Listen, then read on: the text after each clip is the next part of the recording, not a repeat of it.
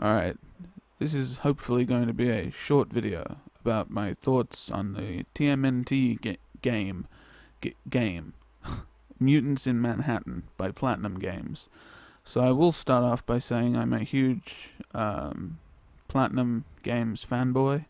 I do enjoy what they do. I think they do the stuff that they do very good, and and I do enjoy their games a whole lot. Every game I've played of Platinum, I have enjoyed immensely. So that just throwing my biases out there immediately. So I of course pre-ordered because I figured, well, I'm gonna get the game anyway, so I may as well pre-order and get some pretty neat costumes. So I did that, and I played it co-op with Craig2085, which footage of that will be going up at some point. Because I figured, well, it's a 4-player co-op game. It's probably designed to be played as such, co-op. So we'll record it co-op instead of doing a solo playthrough on my channel. I thought, well, I'll get the full experience that way, and it'll be fine. Turns out I was mistaken. So let's get into this right away. Playing co-op removes your ability to see story cutscenes on every single mission, including the ending. Yes, if you play the game co-op, you don't get any of the story cutscenes. Only when you play solo do you get the story cutscenes.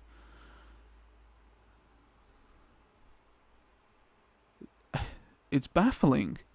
That is truly baffling. A multiplayer co-op based game, and it's locking story cutscenes to single player.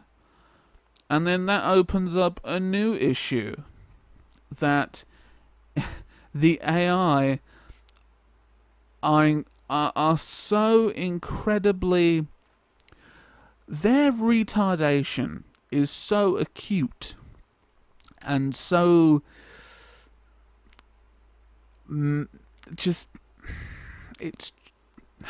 They are just so unbelievably retarded. It hurts.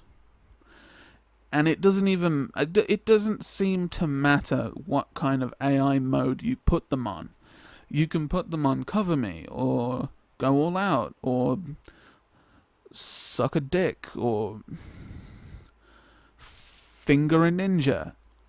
I don't remember all the modes, but there's like 4 of them. And it doesn't seem to matter which one you pick. They're always going to do the same thing, and that is just go off, leave you alone, and do their own thing while you do yours.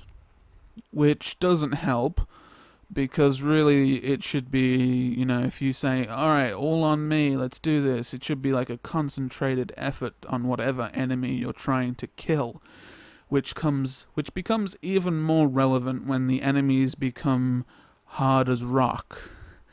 Get it? Because they're made of rock. Fucking kill me. So, it's a bizarre choice. It's a truly bizarre choice. When we got to the end of the game, me and Craig, we saw like a little cutscene to end off the mission, and then there was no story ending cutscene. There was no ending cutscene. It was locked. And here's the kicker. If you do beat the game multiplayer, which I did, you have to then go through all the missions solo, because it doesn't unlock the missions that you did multiplayer. Baffling. Just fucking baffling. I don't understand why a multiplayer focused game is locking story content just story cutscenes to the solo campaign. Why is it not also for the multiplayer? How is that a glitch? Is that intended? That's ridiculous. That's the most ridiculous thing ever. So I'm not entirely sure why that's that way, but it certainly is ridiculous. So the playthrough that me and Craig did doesn't have half the cutscenes. It doesn't even have a fucking ending. So it's disgusting, really, to lock that kind of thing to solo when it is a multiplayer game. So I hope that's just some sort of glitch and not intended, because that I would question the developer's sanity. So another thing is that if you try to play on hard or very hard, good luck, because the AI being acute in their retardation only becomes more and more apparent. And I wanted to stab myself in the eyes with a bat. It wasn't pleasant. So, yeah. The next thing is that it is locked to 30 FPS, both on PC and console. The saving grace here, of course, is that it is consistent and never... I didn't notice any drops below 30, which is good. But I would have liked 60. Platinum Games usually does 60. And for an action game, I would kind of expect 60. But we get 30. I don't know if you can unlock that in the PC version, and I don't know what the consequences would be for doing such. So, I don't know. But if it can be modded out. But, yeah, the saving grace here is that it is consistently 30. Unlike other games that I could mention, but won't. DMC. So, and the graphics look pretty nice. However, there is a lot of asset reuse, which sucks. There is 2 levels that reuse the assets. So you have 4 levels in total that have the same assets and the same kind of world design. Like, it just feels, I don't know, it just felt kind of lazy, and you know, the only difference would be lighting, or something would be a little bit different, or what you had to do in the mission was a little different. And then we come to the missions inside of the missions. So each mission has a couple, like 5 or so missions that you do inside of it, which usually entails kill people, run around with your scanner on, and find where the game is telling you to go, kill people or disarm things, or escort this ball that you have to ride to the goalpost. And when you're doing it alone with AI, those specific ones are infuriating. But yeah, they're all the same missions. Every level is basically has the same missions, just with slightly different enemies. And the enemies, when you get later into the game, is just they're just damage sponges, and they take forever. So it gets pretty tiring after a while. But Yeah, the music is sometimes cool. Sometimes, especially in cutscenes, the music is definitely out of place. But they still have the rockin' music that Platinum like to put in these games now. Some good old distorted guitar, sweep picking, and things like that. Very commonplace. So yeah, overall, I would definitely say this is a mixed bag.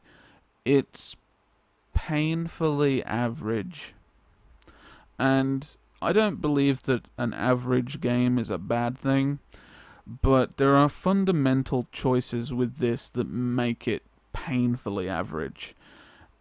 And it almost seems like it's made by a novice studio, because some of the choices just don't make sense, and the AI is bad, and I don't know, it's just it's a real low point for Platinum. It's a real miss. It's a bad Platinum game. I'll put it that way. It's an average game, which I don't believe is a horribly bad thing. It's a painfully average game, which is bordering on bad. But it is just a straight up bad Platinum game.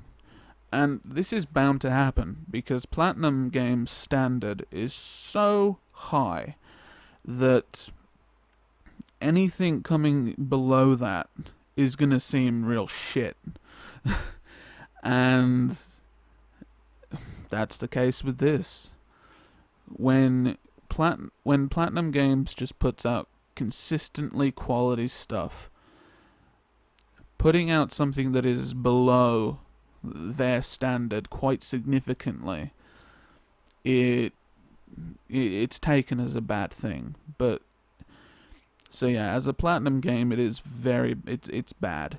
But if you ignore that it's Platinum, it's just a painfully average game.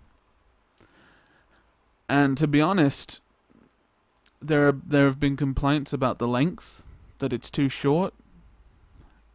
Well, I say that it's too long. Because, and my reasoning is because all of the levels are the same. You're doing the same things in different areas. Like, all of the missions that you do in the levels are basically the same, just with enemies that take longer and longer and longer to kill. Maybe I'm being a bit harsh, but it's what I thought. So, but anyways, I've rambled far too long.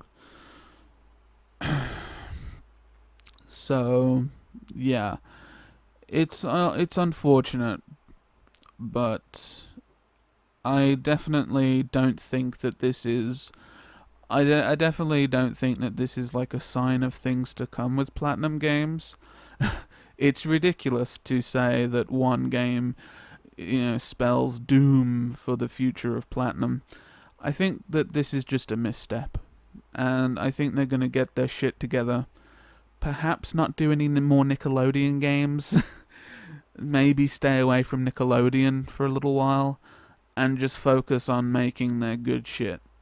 And I'm happy with it, really. I'm happy with that. Just focus on making the good shit. And pump that shit directly to my veins.